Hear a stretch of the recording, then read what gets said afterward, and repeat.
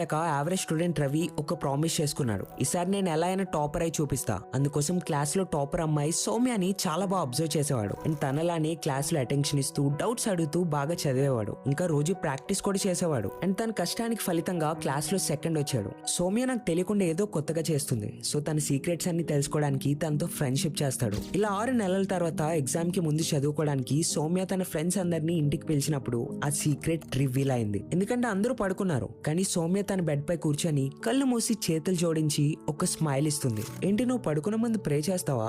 లేదు రవి, ఇలా రా. ఇప్పుడు నీ కళ్ళు మూసుకొని నా ప్రపంచంలోకి రా. చూడు, ఇది మన రిజల్టే. అండ్ బ్లాక్ బోర్డ్ పై టాపర్ గా నా పేరు రాసుంది. టీచర్ చాలా హ్యాపీ ఉన్నారు. అండ్ మా అమ్మ నాన్నల ఆనందం చూడు ఎలా ఉంది.